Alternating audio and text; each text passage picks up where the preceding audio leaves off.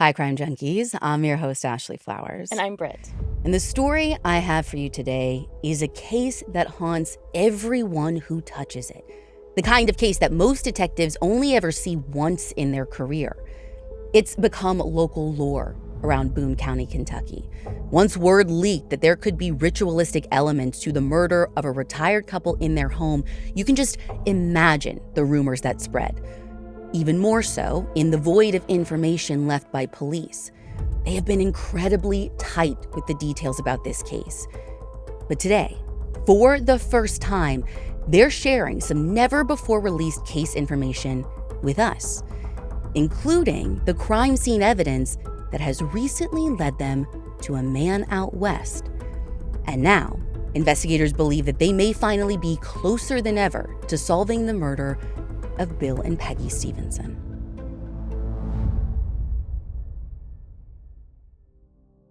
May 29th, 2011 is a hot Sunday in Florence, Kentucky. And that's also Memorial Day weekend. Many people have the next day off, so their Sunday routines are changing a bit. Family get-togethers, a day at the lake, maybe a road trip to get out of town. But not for Beth Victor. Because even though she plans to take her daughter to do some shopping to celebrate her graduation, they're still going to church first. Sunday always means church for their family. That was ingrained in Beth by her own parents, Bill and Peggy Stephenson. But when Beth and her family take their seats in the pews, her 74-year-old parents aren't there. And she knows that something is up immediately. Bill's a deacon and Peggy plays the organ. They are there every single Sunday, like clockwork. So when the service starts, it's not just Beth who is looking around trying to see what's going on. The whole congregation notices their absence. And I can imagine Beth just sneaking glances at the door, expecting them to sneak in at some point during the sermon. But they never do. And after it wraps up, people are coming up to Beth asking if she knows anything. And this is when she learns that it wasn't just this service that was missed. So her dad, Bill, had this truck stop ministry where he gave church services inside an old truck trailer earlier in the morning. And a few of his church friends volunteered there as well, and they said that Bill didn't show up to that either. Beth spoke to her parents the day before at her daughter's graduation, and they were fine. But clearly, something happened between now and then. So she asked her husband, Claude, to stop by her parents on his way home since she had already promised her daughter that she was going to take her shopping. No problem, right?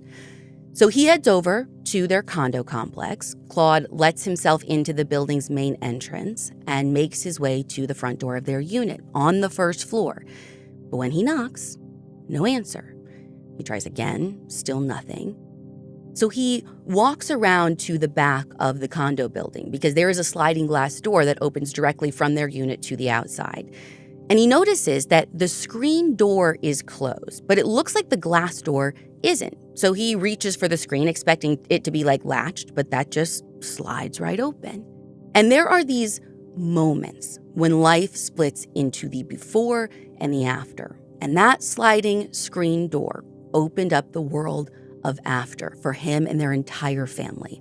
Because what Claude saw that day was so brutal that it haunts him in a way he can't even describe. I mean, literally. Beth told us that even 15 years later, he couldn't bring himself to tell us about what he saw. He declined to speak with us for this episode. But we know what he went through because he would later tell police after he called them instantly. And he knew, without a doubt, when he walked into that condo, that Bill and Peggy were dead.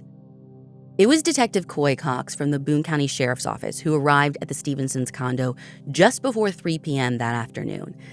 And he told us when he walked through that sliding back door, what he saw was what he calls a 1% kind of crime, the kind of case that you get once in a career if you ever get one like this at all.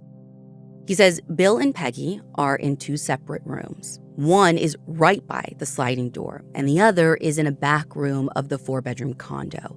And there are multiple wounds on both bodies. So many that the first word that comes to Detective Cox's mind is overkill. But the part that's really haunting is that Detective Cox said they were posed in strange positions. and household objects were arranged around them in very specific ways. Like how? That's the thing, I can't tell you because I don't know. Detective Cox couldn't share a lot of details about the scene because this is still an open case. He wouldn't tell us how the things were around them or what pose they were in or anything about their exact types of wounds, though he did note that there was at least one that was made post-mortem. But he would talk to us in like a broader sense about the other things that he saw in the condo, like the fact that nothing valuable seemed to be missing. But in every single room, he says, things are off. Like household items were moved or changed in strange ways.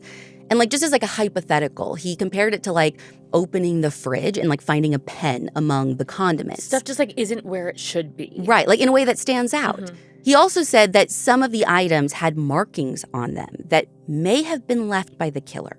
And that the items seemed to be connected to specific family members or friends. And that like the way that they were arranged seemed like the killer was indicating who they liked and who they didn't like. And there is something about all of these markings and items and their positions that is giving those that are there at the scene this feeling of something ritualistic. Now, whether this was genuinely a ritual killing or if the purpose of the like staging and all of that was just to make it look like one, they don't know. But either way, to Detective Cox, it seems like whoever did this was trying to leave some kind of message. And to do that, the killer had to clearly be in the place for a while. Actually, as they process the scene further, investigators are able to confirm a lot about the timeline. One of the victims, I guess, had a medical device that recorded the exact time of death, which Detective Cox told us was sometime in the early hours of that Sunday morning. Plus, investigators find a, quote, timed device indicating that the killer was there for as many as 8 hours, or they left and came back again. Like some kind of security system, like the timed device? This is, again, he wouldn't get more specific other than saying it was a timed device. But Bill and Peggy's daughter Beth did speak with us, and she said that her parents didn't have an alarm system installed. So I can answer that question. I know it wasn't an alarm system. Whatever this was, it confirms for police that the killer was in that condo for a very long time. And there's no way the killer was there for that long, 8 hours, and didn't leave some piece of themselves behind. Oh, not a chance. And they do find, as they're processing, a good amount of forensic evidence. Actually, DNA and a partial print. The question is, what belongs to the killer, and what did their killer just want them to find? Because Detective Cox told us that from the very beginning, he doesn't think that he walked into the original crime scene. He thinks he walked into the scene that the killer or killers wanted him to find. So he's not completely certain that the evidence wasn't planted by the killer. Now, he specifically said that the partial print was in a very specific place at the crime scene that Detective Cox told us only the killer or killers could have left it. But it might not be the print, based on some carefully worded follow-up. It seems like maybe this partial print could have been introduced to the crime scene somehow, maybe on some kind of item that the killer brought in or something. I don't know.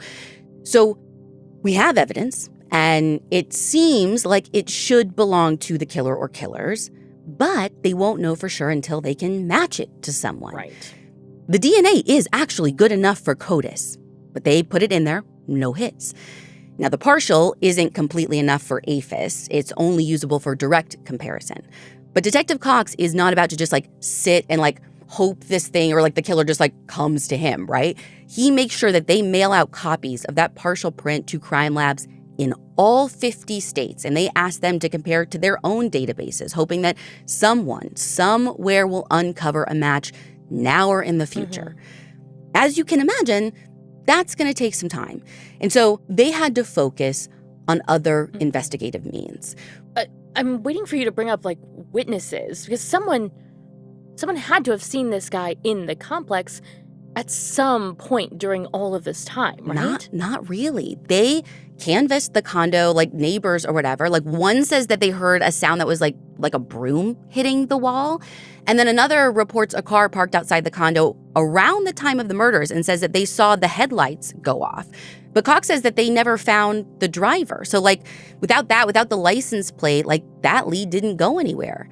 I mean, I personally think that whatever happened to them probably happened quick. I mean, just because it was so quiet and like TBD the hour, it could have been while all of the other neighbors were sleeping. Right. Then all of that staging stuff, I mean, the stuff that really would have taken the time, that's quiet, that's happening inside, like that's not going to draw a ton of attention. So with no helpful witnesses, Detective Cox looks closer at the most bizarre piece of evidence, those arranged household objects. He wants to know if everything they found at the crime scene actually belonged to Bill and Peggy. Is it just all moved around, or did the killer actually bring something and introduce it to the crime scene? So Beth told us that they actually described the objects to her and her siblings, asking like, does this belong to your parents? Have you seen this before? They asked them about all kinds of household objects, kitchen items especially, like things that would have been sitting in drawers or cabinets. And at one point, she remembers them asking about a plastic pitcher, like the kind that you would make sweet tea in or something like that. But here's the problem. Even like the family doesn't always know the answer to that. Yeah, I was going to say, like, I don't know everything in my parents' house anymore. Like, there's like specific things I can think of. But I know they still have. Yeah. Like, yeah, when I was a kid and I lived in the house, probably I could have told you every single item, but I have no idea now what my mom and dad have. And that is basically what Beth has to tell detectives. So another dead end. Yeah, and what's more frustrating than not being able to tell them what does or doesn't belong in the house is that none of Bill and Peggy's family members can even suggest a motive for this crime.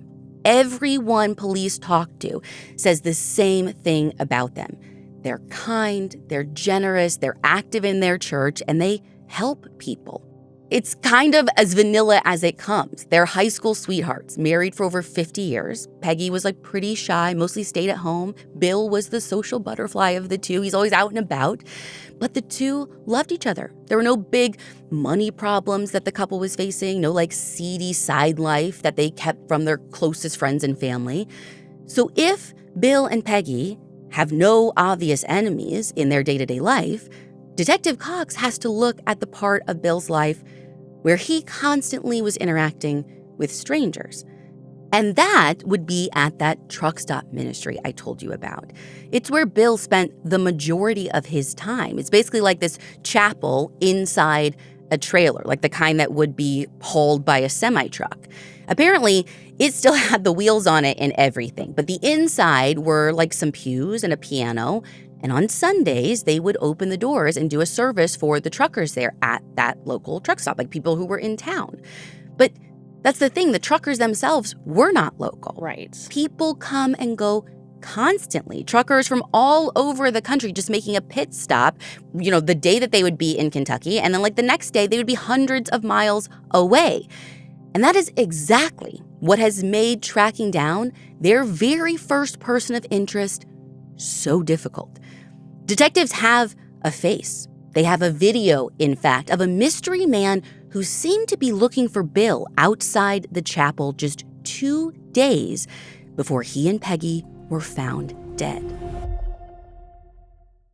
In the parks and forests you love, there are stories waiting to be told. I'm Delia D'Ambra, the host of Park Predators, a true crime podcast that reminds you, sometimes the most beautiful places hide the darkest secrets. Listen now wherever you get your podcasts. On Friday, May 27th, witnesses saw a man walk up to the trailer chapel and start just banging on the door, yelling for Bill. Now, from what they can gather, Bill was likely on site when this happened, but nobody actually saw Bill open the door or interact with this guy. And there was no security footage from where this trailer is.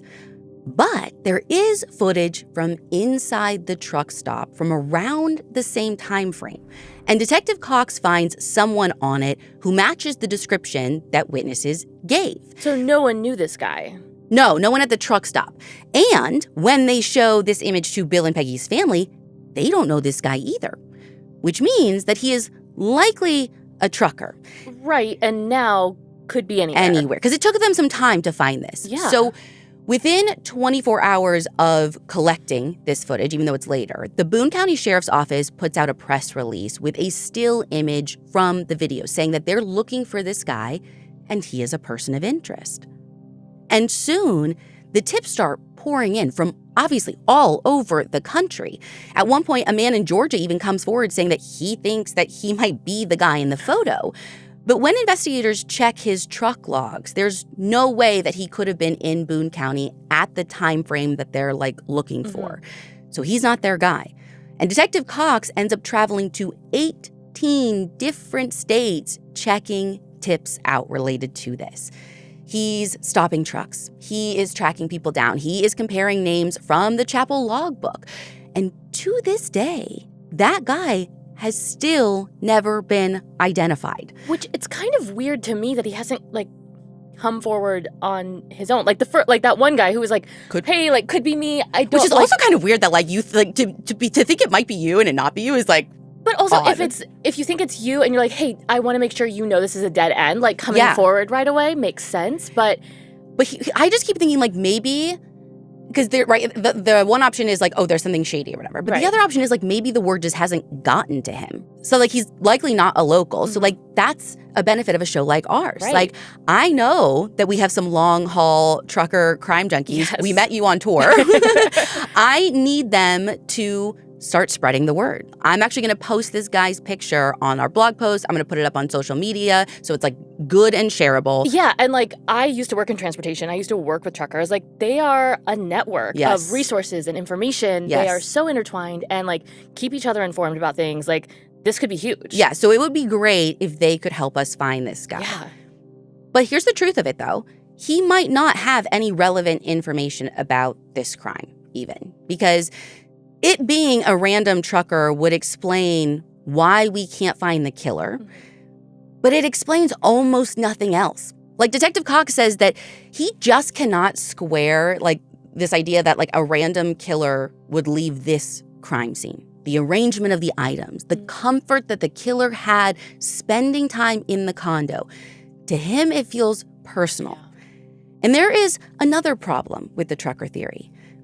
Peggy didn't really have much to do with the chapel ministry. It was Bill's thing. So if someone there had it out for him, you would think it would be about him and not Peggy. Yeah.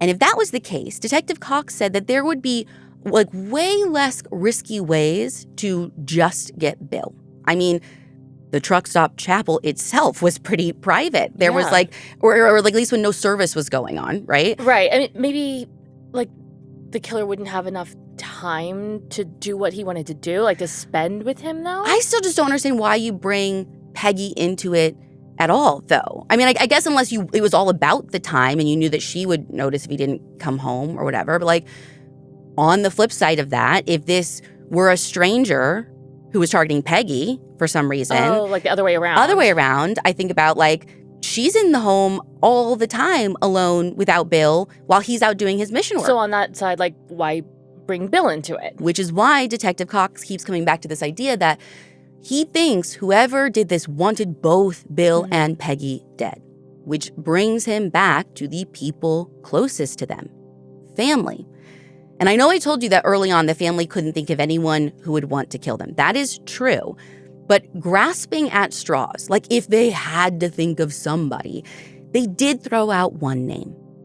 Bill and Peggy's nephew, Charles Stephenson, who goes by Stevie. And why would they pull out that name? If anything, they say, it has to do with money. So 5 years before this, in 2006, Bill's brother passed away, and Bill was the executor of the will.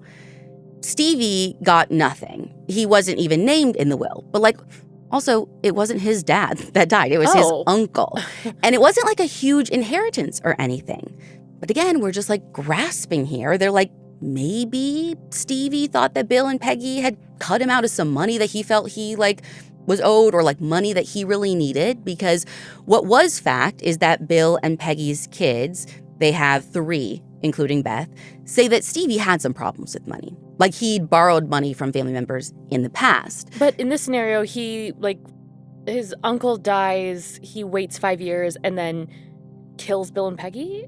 Like I said, we're grasping here. It is a stretch, but early in the investigation, Detective Cox was open to anything. Like you never know what's going to be important later. So he had interviewed Stevie, and he'd asked him about his money issues.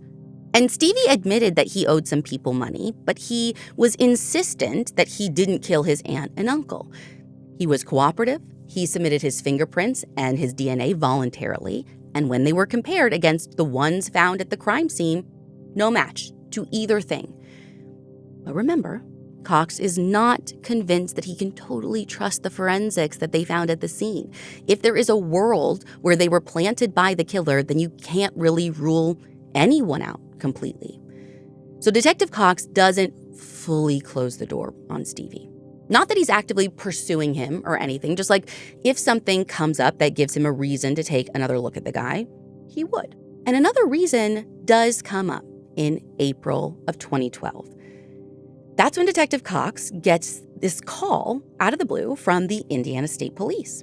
They're investigating a murder, and their prime suspect only wants to talk to Detective Cox. It's Stevie.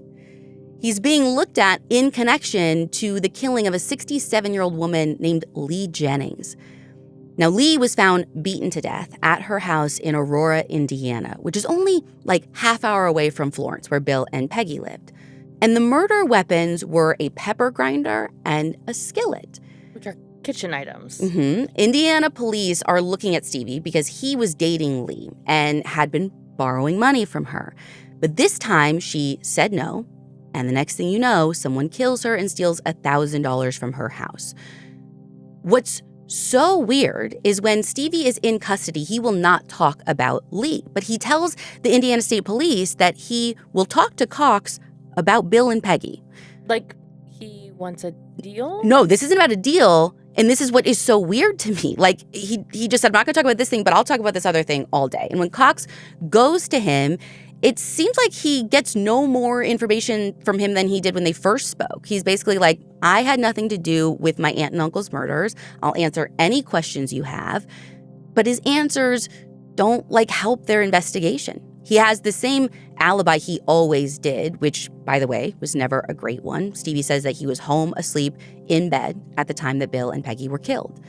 And investigators are able to find people who saw him earlier in the night, people who saw him the next morning, but during the actual window when Bill and Peggy were murdered, Stevie is basically his own alibi.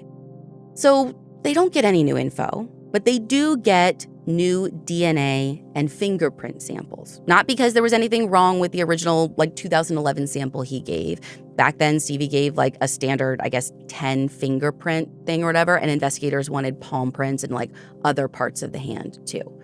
Still, they just want to be safe. They run it all again against the Stephenson crime scene just to be extra, extra sure. Because what are the odds that one person that people name ends up getting charged with murder, but not that murder, but this one, but still, It doesn't matter. Stevie still doesn't match in the Stephenson case, that is. But in May 2012, Stevie is charged with Lee Jennings' murder, and eventually he is convicted of that and sentenced to life in prison. And while Stevie is behind bars, Detective Cox keeps interviewing him, pressing on his supposed alibi, but he's not getting anywhere. So Detective Cox goes back to the drawing board. When a case like this goes unsolved for weeks and then months, every time a promising lead goes nowhere, I think it's easy to question yourself a little bit, right? Did I make the wrong assumption?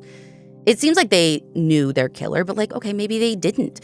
This seemed like a staged crime scene, but maybe it wasn't. No one has ritual experts just hanging around by the office water cooler to ask. So for the first year, nothing was off the table. Ritual killing included staged to look like ritual killing, they were open to any possibility. But finally, in the fall of 2012, Detective Cox decides that he needs some fresh eyes on this. People who have seen the 1% crime scene over and over again. Someone who can cut through the noise. So he calls in the VDOC Society, which is this, professional club of sorts made up of former law enforcement, forensic specialists, and they volunteer to help with unsolved cases. And they're pretty selective about the cases that they take on. But when they hear about the Stephensons case, they're all in. So Detective Cox goes to their headquarters in Philadelphia, which is this wooden paneled room in this crazy Renaissance building, right out of Sherlock Holmes.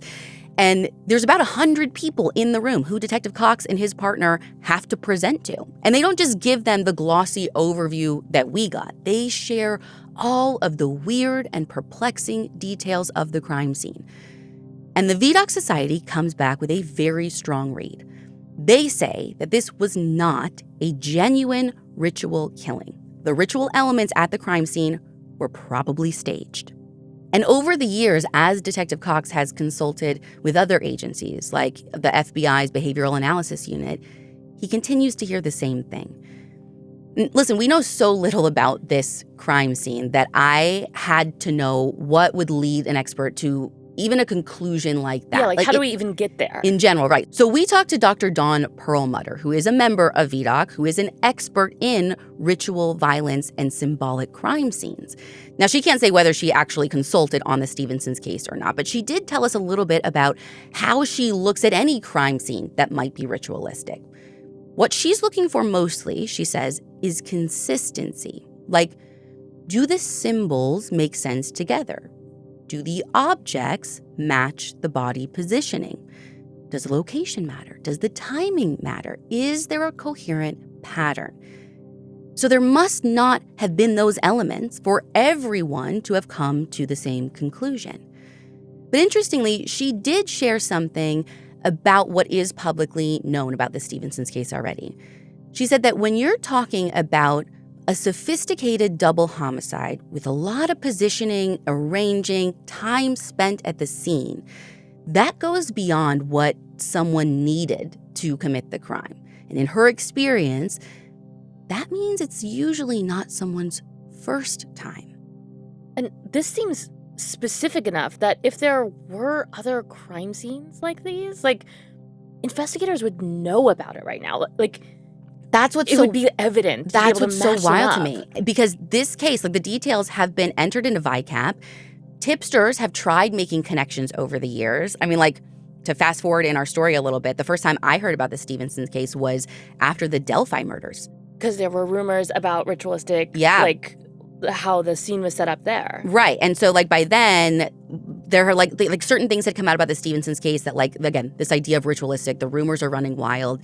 Delphi had rumors like that, too. So people started sending Detective Cox tips. He checked those out in that case and others, but, it was a bust. Which really proves that this is, a 1% case. And nothing is making sense. Right. This doesn't seem like it's the killer's first time, but also nothing else looks like this. And there's overkill and seemingly a personal connection, but no one with a personal connection has a motive to do this. And the DNA and the fingerprints seem to belong to a ghost because we cannot connect them to literally anyone.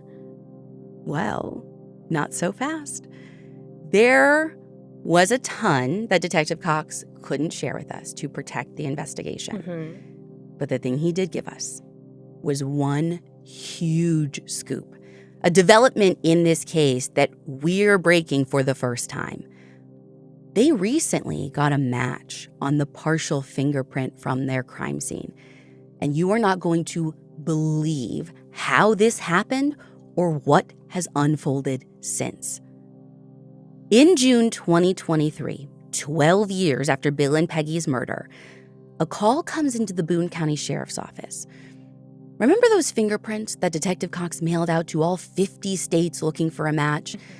A lab technician is on the phone, and she has finally made a match. When Detective Cox sent out those fingerprint cards to all 50 states back in 2011, he asked technicians all over the country to run them against their own databases in case there was ever a match. Now, with a partial like that, you can't just set it and forget it either. Your search is basically only good like as a one-time search, comparing against the database as it is in that moment in time. So Cox obviously like hoped that they would all keep the prints, run and rerun them, but he never got a single call about them for over a decade. Honestly, by 2023, he didn't know if any of the states still hung on to them. But you just need one. And one day, Cox gets this out-of-the-blue call from a lab tech out west. Pretty much everything is west of Kentucky, but that's all he'll say, a western state. And this lab tech said that she had heard about Bill and Peggy's case from a podcast, and she wanted to do her part to help. So she printed out a copy of the fingerprint card and kept it at her station as a reminder to keep rerunning those every so often. And she put in the work. Every time a new print came into their system, she would manually check it against the print from the Stephenson case. Print after print, year after year, until one time in 2023 when everything changed. It was the print. I would have given anything to talk to this woman. Like, what is the moment that you realize that you have? Like, this is a 1 in a million shot, and like, you did it. And Detective Cox says that this is the exact reason that he makes it a point to talk to not just local media, but podcasts like ours that can spread information far and wide. He says that you might not get that big tip the day it airs, but you may get a phone call, even years later, that changes everything. And that's the phone call he got. And this wasn't just like a, hey, we have a matching print. It was, hey, I have a matching print and I can tell you who it belongs to. Now, Detective Cox won't share the name with us. He is since retired, but he's still the one that knows so much about this. So we even reached out to the current detective on this case. Because I wanted to know, like, was the print, like, was there another crime committed? What can you tell us about this print? Yeah, like, don't tell me about him, but, like, what can I know about the print? And all that the current detective would tell us is that the prints weren't on file from any previous crime he committed. They were on file for other reasons. But Detective Cox did say that this man, once he knows his name, obviously he looks into him, he has ties to Boone County. More than that, he knew Bill and Peggy. He lived in the same area as them.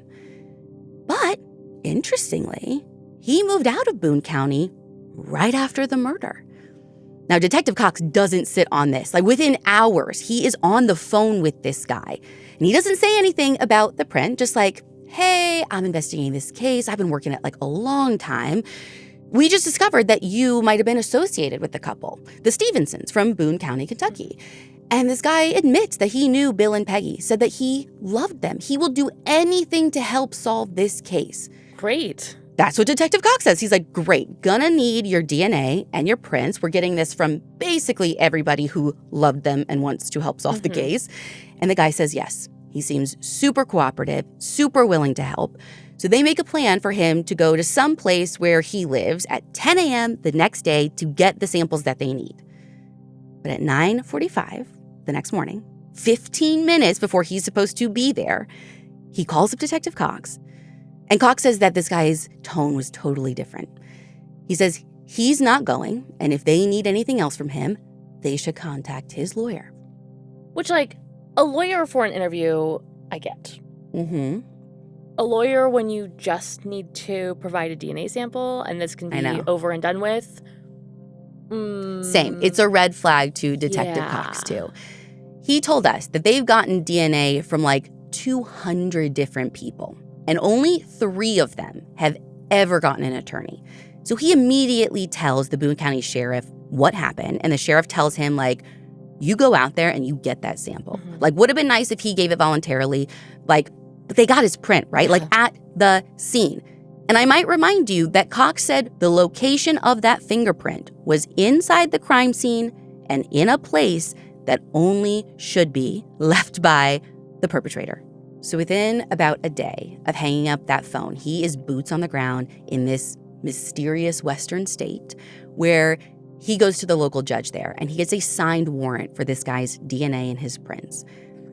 But then when he drives to this guy's house to serve the warrant, he won't answer the door.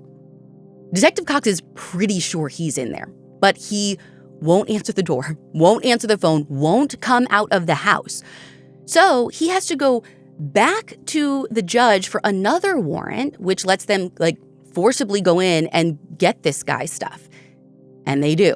They literally have to go in by force. Yes. And homeboy's in there. And Detective Cox didn't paint a picture, so I don't know if he's just sitting in the middle of his living room waiting for them to come in. I don't know if he's crying in his bedroom closet.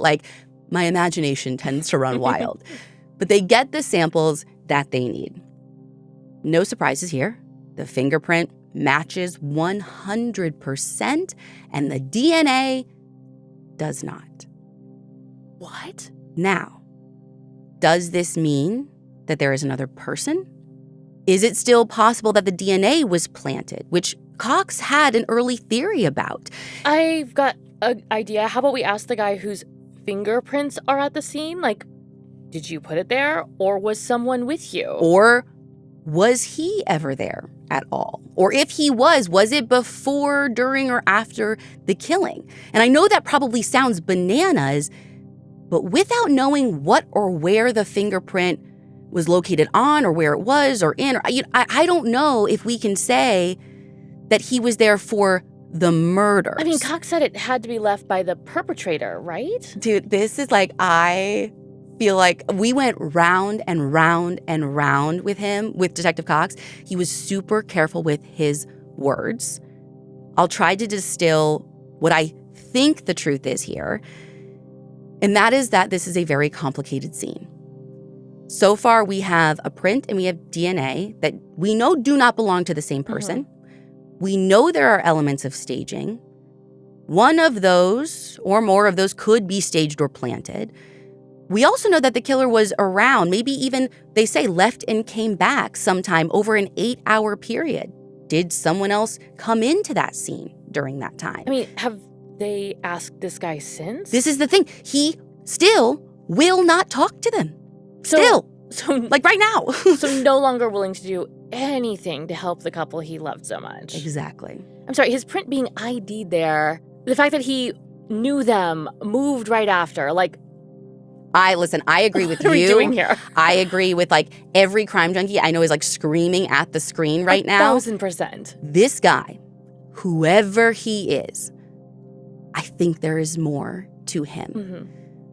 Honestly, it's not like Cox doesn't see it. He's not closing the door on Western State Guy or anyone else that he has looked at in the past.